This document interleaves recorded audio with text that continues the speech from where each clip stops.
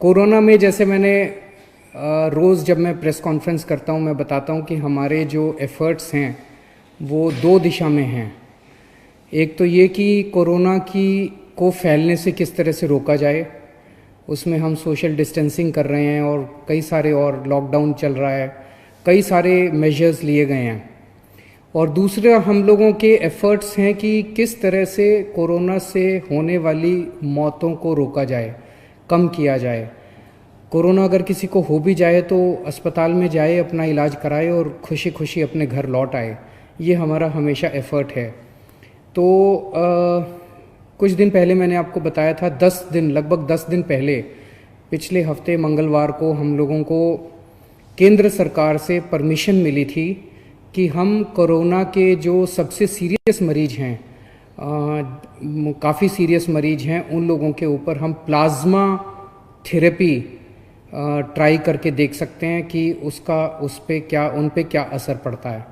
Plasma therapy क्या है मैंने पहले भी आपको एक्सप्लेन किया था, आज फिर से मैं एक्सप्लेन कर देता हूँ कि जो पेशेंट ठीक हो जाते हैं, उनको कोरोना हुआ, अस्पताल में एडमिट हुए, उसके बाद वो ठीक होकर घर चले गए, ऐसे मरीजों के खून के अंदर एंटीबॉडीज़ बनती हैं जो उन्हें कोरोना से बचाती हैं। तो अगर ठीक हुए पेशेंट के खून से प्लाज्मा निकाला जाए, वो एंटीबॉडीज़ निकाली जाएं और जो बीमार पेशेंट है उसमें डाल दी जाएं, तो वो बीमार पेशेंट भी ठीक हो जाता है। इसे हम प्लाज्मा थेरेपी कहते हैं। तो ये प्लाज्मा थेरेपी लिमिटेड बेसिस पे छोटा ट्रायल करने की हमें परमिशन मिली थी कि एलएनजेपी अस्पताल, केवल एलएनजेपी के लिए हमें परमिशन मिली थी कि एलएनजेपी अस्पताल के जो सीरियस मरीज हैं उनके ऊपर ये ट्रायल करके देखा जा सकता है। हमने पिछले कुछ दिनों के अंदर 4 मरीजों पे ट्रायल करके, एलएनजेपी के 4 मरीजों पे ट्रायल करके देखा। उसके अभी तक के नतीजे उत्साहवर्धक हैं, अच्छे हैं। और हमारे साथ डॉक्टर सरीन हैं आज, जो कि ILBS हमारा जो दिल्ली सरकार का हॉस्पिटल है उसके हेड हैं और इस पूरे की पूरी प्रक्रिया को यही मॉनिटर कर रहे हैं और यही संचालित कर रहे हैं। अब इसका अभी तक का क्या रिजल्ट रहा, मैं डॉक्टर सरीन से कहूँगा कि वो आप सबको बताएंगे। Thank you sir. दिल्ली सरकार में ILBS एक ऑटोनॉमस सोसाइटी की तरह है, जहाँ पे हम लोगों का एक बहुत अच्छा ब्लड बैंक है। डॉक्टर मीनू वाजपेयी मेरी कलीग, वो इस प्रोजेक्ट की प्लाज्माफेरेसिस की प्रिंसिपल इन्वेस्टिगेटर हैं। और उनके साथ में जो दूसरे हमारे कलीग हैं जो मौलाना आज़ाद में हैं, डॉक्टर सुरेश, डायरेक्टर प्रोफेसर और बहुत सीनियर फिजिशियन। तो हम सब ने मिलकर एक इनिशियल प्लानिंग करी थी और उस प्लानिंग में ये था कि उस समय तक प्लाज्मा थेरेपी सिर्फ पुराने सार्स के मरीज़ों के लिए या किसी और समय, वैसे तो 1901 में डिप्थीरिया के लिए भी ये यूज़ हुई थी, पुरानी थेरेपी है। तो हमें लगा कि चूंकि और कोई दवाई, कोई वायरस की दवाई नहीं है या हमारे पास ऐसी दवाई नहीं है कि वायरस शरीर में एंटर हो तो उससे हम आगे बढ़ने से रोक सकें, तो एक ही थेरेपी थी कि वायरस को कैसे न्यूट्रलाइज करें या उसके साइड इफ़ेक्ट्स कैसे कम करें। मैं सिर्फ सिंपल भाषा में समझाऊंगा कि इसके 3 फेजेस होते हैं बीमारी के। पहला फेज़ है जिसे हम वायरस फेज़ कहते हैं, जिसमें वायरस शरीर के अंदर आता है, वायरस बढ़ता जाता है, कभी यहाँ जाता है कभी कहाँ। सेकेंड फेज़ होता है जिसे पल्मोनरी फेज़ कहते हैं, जिसमें लंग के अंदर इंजरीज आने लग जाती हैं और उसके कारण उसको ब्रीदिंग की डिफ़िकल्टी, सांस की डिफ़िकल्टी। और थर्ड फेज़ जो होता है जिसमें साइटोकाइन रिलीज़ होते हैं, मतलब शरीर ऐसे सारे चीज़ें प्रोड्यूस करता है कि वायरस को अपन मार सके। तो अगर वो थर्ड स्टेज में मरीज आता है तो उसके ऑर्गन फेलियर की स्टेज हो जाती है, वो लेट स्टेज हो जाती है। सेकेंड स्टेज में मरीज आता है जिसमें लंग के अंदर इन्फेक्शन है पर बाकी ऑर्गन्स चल रहे हैं।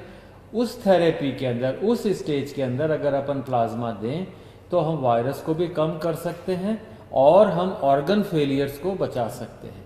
फर्स्ट स्टेज में पकड़ में नहीं आता, उस समय तो जैसा CM साहब ने कहा हमें सिर्फ प्रिवेंशन और अर्ली डिटेक्शन पे है।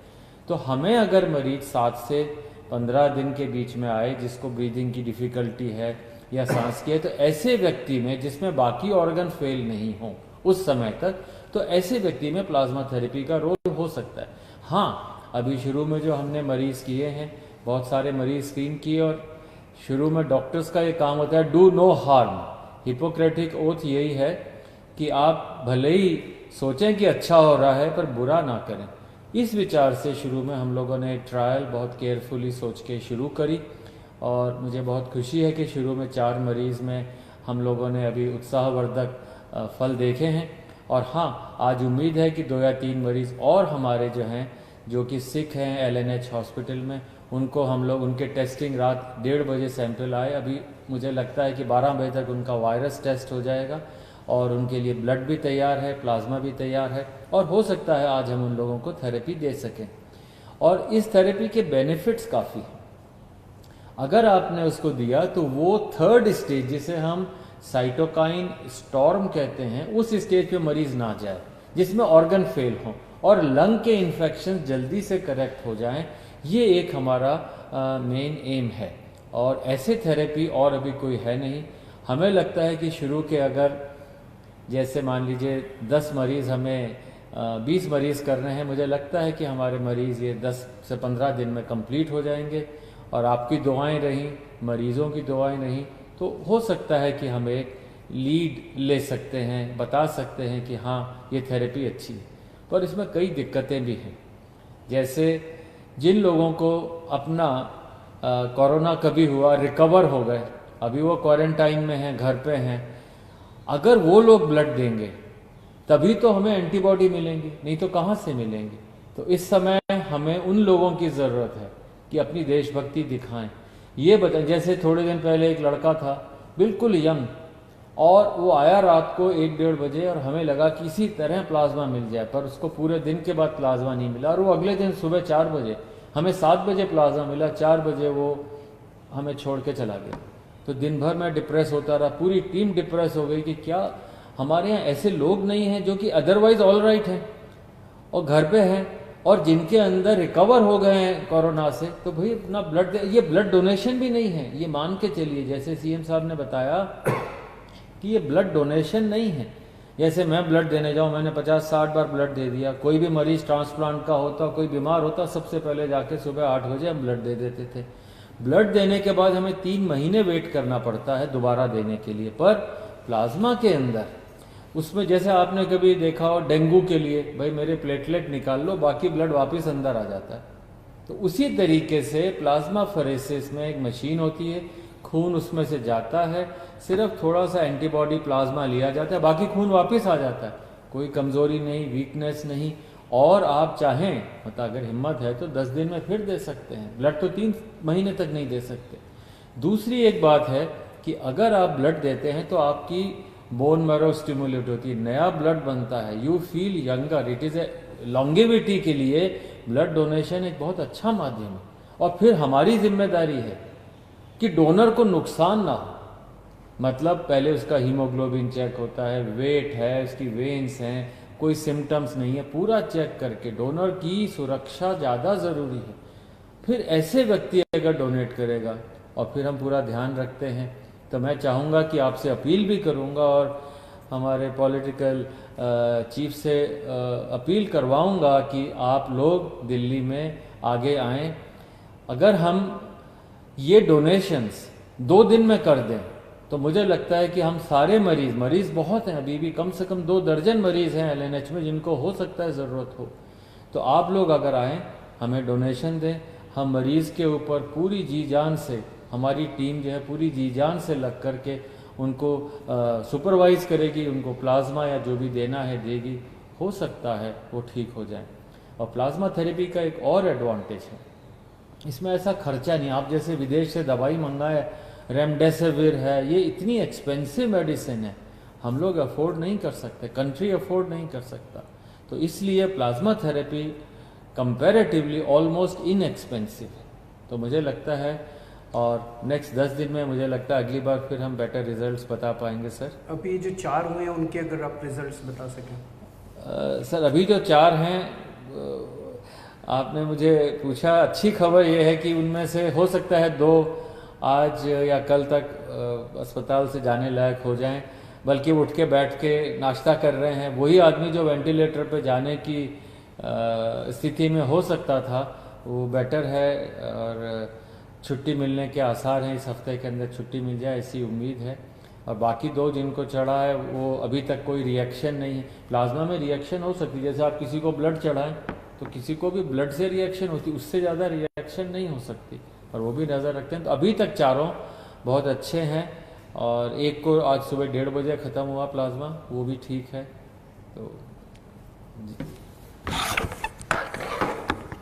तो अभी मेरे पास जो अस्पताल से डिटेल्स हैं, 4 जो मरीज थे उसमें से 2 मरीजों को मंगलवार को प्लाज्मा दिया गया था। तो आज 3 दिन हो गए उन्हें प्लाज्मा दिए हुए। वो दोनों आईसीयू में थे, और मुझे एलएनजेपी के मेडिकल डायरेक्टर जो हैं उन्होंने बताया है कि शायद आज उनको आईसीयू से निकाल के वार्ड में शिफ्ट कर दिया जाएगा। पहले उनकी तबीयत बहुत ज़्यादा ख़राब थी। टेक्निकल टर्म्स में अगर हम देखें तो पहले पेशेंट का रेस्पिरेटरी रेट, यानी कि सांस लेने का रेट 30 था, 15 होना चाहिए, 30 था। 30 बहुत ज़्यादा माना जाता है। ऑक्सीजन सेचुरेशन लेवल उनका 85% था, ये 95% होना चाहिए। ये भी बताते हैं बहुत सीरियस होता है। तो ये दोनों चीज़ें बहुत सीरियस थी। प्लाज्मा देने के बाद अब उनका रेस्पिरेटरी रेट 20 हो गया है और ऑक्सीजन सेचुरेशन 98% हो गया है। इसी तरह का इम्प्रूवमेंट चारों मरीजों में देखने को मिला है, जिसमें उनका रेस्पिरेटरी रेट और ऑक्सीजन सेचुरेशन लेवल इम्प्रूव हो गया है। तो मंगलवार को जो 2 पेशेंट्स आईसीयू में थे और काफ़ी सीरियस हालत में थे, आज उन्हें शायद आईसीयू से छुट्टी मिल जाएगी। और जो 2 पेशेंट्स हैं बाकी, उनको कल दिया गया है प्लाज्मा, और अभी 24 घंटे में ही उन्होंने काफ़ी अच्छे रिजल्ट्स दिखाए हैं, और उम्मीद है कि ये भी काफ़ी अच्छे रिकवर होंगे। आज 2 या 3 और पेशेंट्स को दिया जाएगा। और इसके अलावा एक कोई प्राइवेट हॉस्पिटल है जिसने भी प्लाज्मा थेरेपी की है, और उनका पेशेंट जो है वो बहुत सीरियस हालत में था, उसको अस्पताल से ही छुट्टी मिल गई है। आईसीयू से भी छुट्टी मिल गई, अस्पताल से भी छुट्टी मिल रही है शायद आज। तो वो उसका भी अच्छा नतीजा आया है। तो जैसे मैंने कहा, अभी तक हमारे को लिमिटेड ट्रायल्स के परमिशन केंद्र सरकार से मिली थी। केंद्र सरकार ने हमें ये परमिशन दी थी कि आप केवल एलएनजेपी के सीरियस पेशेंट्स के ऊपर प्लाज्मा थेरेपी ट्राई करिए और हमें नतीजे बताइए, फिर हम आपको बाकी दिल्ली की परमिशन देंगे।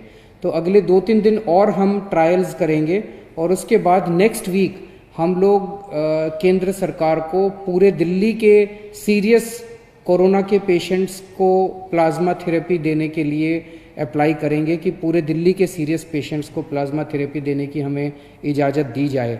मुझे उम्मीद है कि वो भी इजाज़त हमें जल्दी मिल जाएगी। तो उसके बाद दिल्ली के किसी भी अस्पताल के अंदर कोई भी कोरोना का अगर सीरियस पेशेंट है, उसको हम ट्राई कर पाएंगे, उसको हम प्लाज्मा थेरेपी दे पाएंगे। फिर से मैं कह दूँ, ये इनिशियल नतीजे हैं। अभी कोई हम ये ना सोचें कि इसका कोरोना का इलाज मिल गया और ऐसा कोई।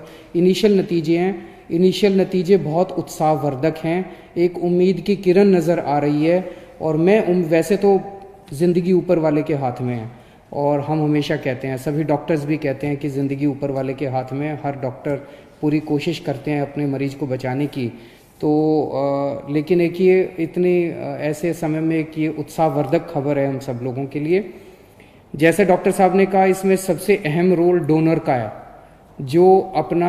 जो कोरोना से ठीक हो गया और वो आके अपना प्लाज्मा डोनेट करता है। तो जैसे डॉक्टर साहब ने, आप में से बहुत सारे लोगों ने डेंगू के लिए ब्लड दिया होगा। डेंगू के लिए जब आप ब्लड देते हैं तो आपका ब्लड नहीं लेते, इधर से नली लगाते हैं, इधर से आपका खून निकलता रहता है, खून में से प्लेटलेट्स निकल जाते हैं और वो खून आपके शरीर में वापस डाल देते हैं। तो प्लेटलेट्स निकाल के खून आपके शरीर में वापस डाल देते हैं, आपको कमजोरी भी नहीं आती। इसी तरह से ये है, यहाँ से खून लेंगे, आपका ब्लड में से प्लाज्मा निकाल देंगे और वो आपका ब्लड वापस डाल देंगे। तो आपको किसी तरह की चिंता करने की ज़रूरत नहीं है। हमारी जितने लोग अभी ठीक होके गए हैं, उन सब लोगों से हाथ जोड़ के निवेदन है कि आप अब दूसरे लोगों की जान बचा सकते हैं। तो एक एक व्यक्ति जो ठीक होके गया है, उसकी जिम्मेदारी बनती है कि वो दूसरों के काम आए। और जब मैं कह रहा हूँ जान बचा सकते हैं, तो आपका प्लाज्मा, आपके खून से लिया हुआ प्लाज्मा केवल और केवल उन्हीं पेशेंट्स को दिया जा रहा है जो बहुत सीरियस हैं। अगर आप प्लाज्मा ना दें तो हो सकता है उनकी मौत हो जाए। तो एक्चुअली आप एक आदमी की ज़िंदगी बचाएंगे। कई बार अगर आपके शरीर में प्लाज्मा में एंटीबॉडीज़ ज़्यादा होती हैं तो एक आदमी से 2 लोगों की जान भी बच जाती है, या नॉर्मली एक आदमी से एक ही आदमी की जान बचती है, कई बार एक आदमी से 2 की जान भी बच जाती है।